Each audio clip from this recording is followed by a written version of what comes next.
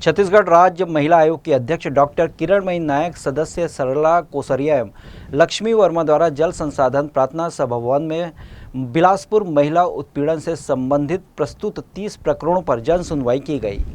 छत्तीसगढ़ राज्य महिला आयोग की अध्यक्ष डॉक्टर किरणमयी नायक की अध्यक्षता में प्रदेश स्तर पर 293 और बिलासपुर में 17वीं सुनवाई हुई। इस दौरान अलग अलग तरह के मामले सामने आए। एक मामले में अनावेदक की लगातार अनुपस्थिति की वजह से प्रकरण आगामी सुनवाई हेतु जीपीएम रखी जाएगी। प्रकरण में सभाकक्ष में मौजूद अधिवक्ता ने प्रकरण सुलह कराने में सहयोग किया, जिससे प्रकरण नस्तीबद्ध किया। एक अन्य प्रकरण में अनावेदक ने पिछली सुनवाई में दिए गए आदेश का 4 माह में भी पालन नहीं किया और अब कहते हैं कि उन्होंने पत्र उच्च अधिकारियों को दे दिया है, उसका अब तक जवाब नहीं आया है। अनावेदक कहना है कि आवेदिका का मांग जायज़ है, उसे पैसा दिया जाना चाहिए। इसकी जानकारी अपने उच्चाधिकारी को दी है, जिसकी कॉपी आयोग को प्रस्तुत कराई गई है। जिन उच्चाधिकारियों को पत्र दिया गया है उनके नाम पता उपलब्ध कराए जाने पर पक्षकार के रूप में जोड़ा जाएगा, ताकि आवेदिका को उनके बकाया राशि दिया जा सके। अनावेदक उसके पति ने उसे छोड़कर दूसरा विवाह कर लिया। उपस्थित अनावेदक ने बताया कि आवेदिका ने भी दूसरा विवाह कर लिया। चूँकि दोनों पक्षकारों ने अपने विवाह के लिए तलाक लिए बगैर दूसरा विवाह कर लिया है, इसलिए आयोग 4 जिंदगियों को बिगाड़ने का प्रयास बिल्कुल भी नहीं करेगी, इसलिए प्रकरण नस्तीबद्ध किया गया। एक अन्य प्रकरण में पिछली सुनवाई में अनावेदक गण ने दस्तावेज लेकर लाने की बात कही थी, लेकिन उच्च न्यायालय के प्रकरण का कोई दस्तावेज नहीं लेकर आए थे। अनावेदक गण की ओर से विस्तृत जानकारी प्राप्त हुई है कि उनके पिता स्वर्गीय रघुवंश मणि तिवारी के द्वारा कलेक्टर जिला बिलासपुर के खिलाफ उच्च न्यायालय में प्रकरण दायर किया गया है, जिसमें उनके वारिसनामा के हैसियत से आवेदिका भी एक हिस्सेदार बनेगी, लेकिन उच्च न्यायालय के प्रकरण की याचिका नंबर कोई दस्तावेज उपलब्ध नहीं है। आवेदिका जिस संपत्ति की बाबत इस प्रकरण में शिकायत करती है, उसका मकान अनावेदक गणों ने तोड़ा है। वहीं संपत्ति माननीय उच्च न्यायालय में लंबित है।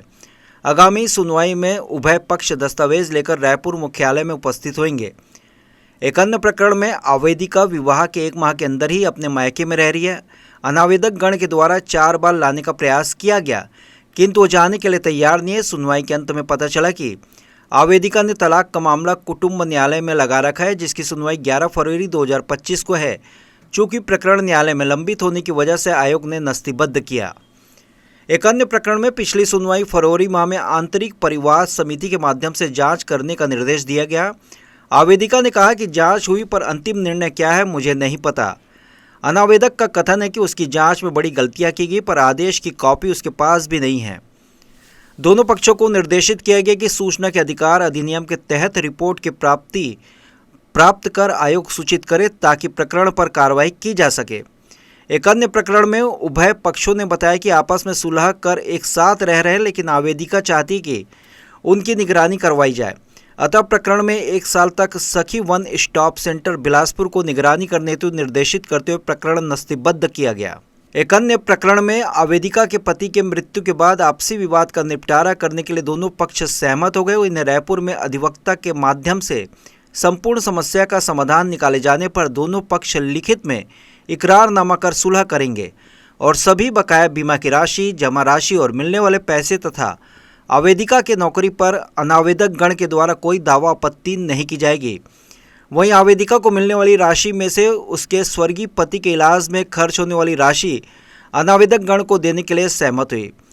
प्रकरण रायपुर में दिनांक 13 दिसंबर 2024 को सुलहनामा के लिए रखा गया है। एक अन्य प्रकरण में अनावेदक गण ने आवेदिका को नौकरी लगवा के नाम पर 2,10,000 रुपये लिए थे और अब तक कई बार थाने में सुलहनामा कर पैसा देने का आश्वासन करते और उनके पैसे वापस नहीं कर रहे। अनावेदक क्रमांक 01 शासकीय उच्चतर माध्यमिक विद्यालय में लिपिक के पद पर कार्यरत है और शासकीय सेवा में होते हुए भी यदि लोगों को धोखा देकर पैसा वसूल रहे तो सिविल लाइन सेवा आचरण नियम 1965 की उसकी सेवा समाप्त की जा सकती है। यह समझाइश मिलने पर अनावेदक ने आवेदिका के बकाया 1 लाख रुपए एक मुश्त वापस करने के लिए समय की मांग की और आयोग के द्वारा दिनांक 13 दिसंबर 2024 की तिथि तय की गई। रायपुर में अनावेदक गण 1 लाख रुपए लेकर उपस्थित होंगे, आवेदिका को प्रदान करेंगे। यदि वो 13 दिसंबर 2024 की सुनवाई में अनुपस्थित रहते हैं, तब ऐसी दशा में अनावेदक क्रमांक 01 की सेवा समाप्ति के लिए अनुशंसा की जाएगी। आज प्रदेश स्तर पर हमारी लगातार 293 नंबर की जनसुनवाई है और बिलासपुर ज़िले में पिछले 4.5 साल में ये 17वीं जन सुनवाई है। मतलब रायपुर के बाद यदि सबसे ज़्यादा जन सुनवाई हो रही है तो बिलासपुर में हो रही है। आज यहाँ पर हम 30 मामले लेकर आए थे और आपको आंकड़े फाइनल हम भेज देंगे कि कितने डिस्पोज ऑफ हुए हैं। आज 2-3 इंटरेस्टिंग मामले हैं जो मैं आपको हेडलाइन के हैं वो बताना चाहूँगी। एक आवेदिका ने शिकायत किया था कि पति ने दूसरा विवाह कर लिया। जब यहाँ सुनवाई हुई तो पति ने कहा आवेदिका ने भी दूसरा विवाह कर लिया है। अब ऐसी स्थिति में हमारे पास करने के लिए कुछ बचा नहीं था, क्योंकि यदि हम कोई ऑर्डर करते हैं तो एक साथ 4 ज़िंदगी बर्बाद हो जाती है। हमने फिर उस मामले को नस्तीबद्ध किया है। पति की मृत्यु के बाद एक बहुत रोचक मामला था जिसमें पति की अनुकंपा नियुक्ति तो पत्नी को मिल गई थी, लेकिन पति का हार्ट ट्रांसप्लांट के लिए 40 लाख रुपए उसके घर वालों ने लोन लिया था। वो लोन पटाने के लिए जब बहू से कहा गया तो सारे इंश्योरेंस के पैसे बहू ने रख लिए थे। कुछ पैसा दिया था और बाद में पैसा देने से मुकर गई थी।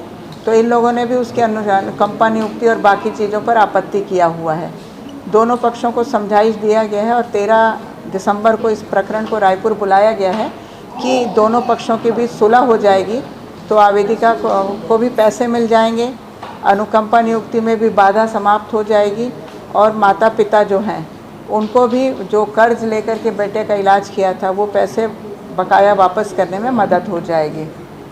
अभी एक और केस था जिसमें कि नौकरी लगाने का झांसा देकर आवेदिका से 2,10,000 रुपये उसने मांगे थे और अभी तक 70,000 रुपये वापस किया था। 1,40,000 का चेक दिया था, वो भी चेक बाउंस हो गया था।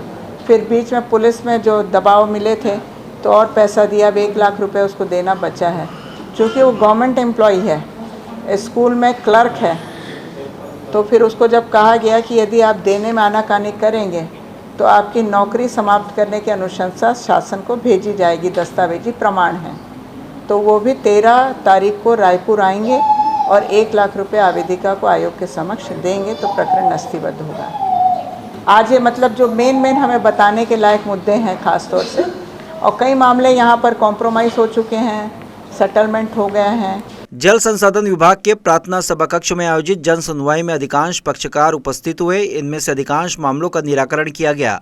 शेष मामलों के लिए भी निराकरण की बात कही गई। जी न्यूज़ के लिए प्रियंका सिंह की रिपोर्ट।